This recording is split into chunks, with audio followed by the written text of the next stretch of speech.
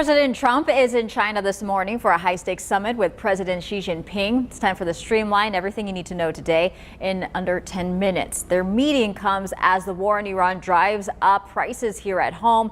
President Trump wants China to buy more American goods. He's also expected to ask Xi to pressure Iran into reopening the Strait of Hormuz, a critical oil route. China buys more Iranian oil than any other country. Before leaving for the trip, Trump said rising prices at home will not influence negotiations. The only thing that matters when I'm talking about Iran, they can't have a nuclear weapon. I don't think about Americans' financial situation. I don't think about anybody.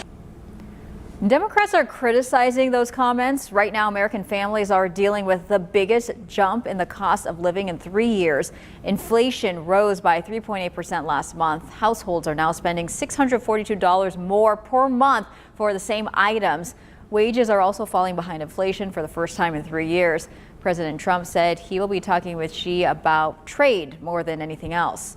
Gas prices appear to be leveling off for now. The national average did go up a cent overnight, $4.51 a gallon.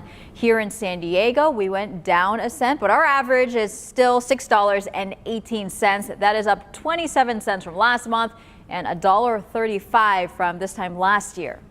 The number of hantavirus cases linked to an infected cruise ship is rising. At least 11 cases are now confirmed. Another 18 former passengers are in quarantine in Omaha and Atlanta. Health officials are also tracking 18 people across 10 states who may have been exposed. Those people either returned home early from the cruise or they flew with a sick passenger. Right now, everyone in quarantine in Omaha is symptom-free. That includes the only American to test positive for the virus. One of the passengers in quarantine posted this video on social media showing the space they're being kept in. My plan right now is to stay for the 42 days. I think that is the best decision that's for me and for my family, and I know that here I'm in the best care possible. The World Health Organization warns we could see more infections since symptoms can take weeks to appear, but health experts still say the risk to the general public is low. The jury in the murder trial for Larry Miliete has been selected. It took 2 days to pick a jury. Opening statements are scheduled to begin Monday, May 18th. Now, we've been following this case since January 2021 when Maya Miliete, also known as May, disappeared. Her husband, Larry Miliete, is accused of killing her when she asked for a divorce. The couple has 3 children. Maya's body has never been found. The case has drawn years of attention all across San Diego as Maya's family continues to search for answers and closure. Later today, Mayor Todd Gloria will unveil his revised plan to balance San Diego's budget. The city is facing a $118 million deficit. This new plan comes after the first round of public hearings. ABC 10 News was at City Hall as people protested proposed cuts to libraries, rec centers, and arts and culture programs. After today, the new budget plan is released. There will be another public feedback session May 18th. City Council will then review the final budget June 9th and then has to be finalized by June 15th. A legal battle over San Diego's controversial trash fee is now playing out in court. Residents are suing the city over the cost. Voters approved Measure B in 2022, giving the city the green light to start charging for trash pickup. Plaintiffs say they were told it would cost under $30 a month, and now a lot of them are paying more than $40. One person involved in the lawsuit says the city went too far. You can't just come in and give us a base amount you're going to charge us and then raise it to, hundreds of dollars more just because you elect to do so without our approval.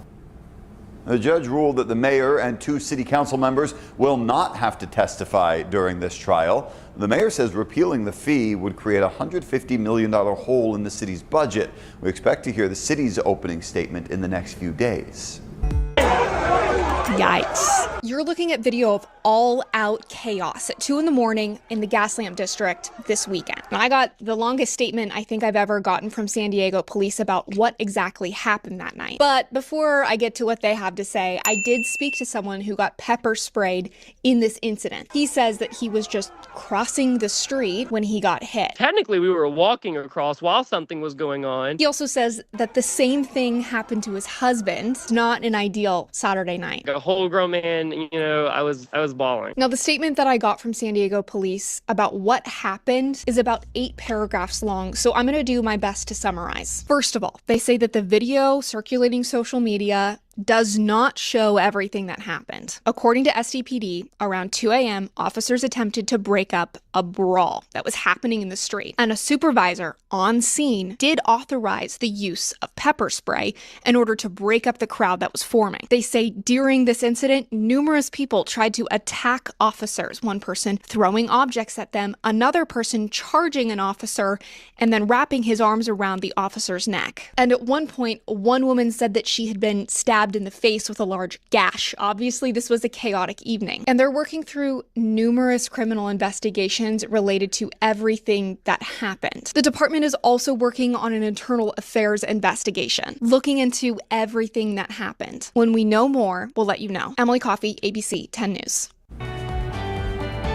California keeps its spot as the top travel destination in the country. Tourism spending hit a record high of nearly $159 billion in 2025. The state also added more than 4,000 travel jobs. And domestic travel is currently making up for a recent drop in international visitors. And California is preparing for even more tourism growth. The World Cup begins in a month. It could bring more than $1 billion in total benefits to LA County alone. Oh my goodness. I cover Carlsbad for ABC 10 News, and yet I've never been to the most famous spot in Carlsbad, aka the flower fields. And apparently they're having a final bloom so beautiful that they just had to extend the season by 1 week. So let's go check it out. Oh, thank you. Mother's Day was such a great day here, and the flowers and the weather, it just all came together, and we said, look, it's so good, it's still gorgeous. Let's do it another week. All right, first time getting a real look at the flower fields. Oh my goodness. Look at that. I don't even know what to say. The effect it has on people is what I love. This is so cool. Not all the fields are blooming. There's only these two behind me. And so it's $10 off for everybody. So go to the butterflies. Here, welcome. Hi. They're on a date. People come in. I could sit here all day. But first, I'll tell you, so they've extended the date to end on May 17th instead of Mother's Day, because obviously there's still a lot to see here. My name's Ava. I cover Carlsbad and Oceanside for ABC 10 News. If you live in Carlsbad and you have any stories that you want to pitch to us, send me an email, ava.kirshner@10news.com. I do love the flower fields. That's your ABC 10 News Streamline. Everything you need to know today in under 10 minutes.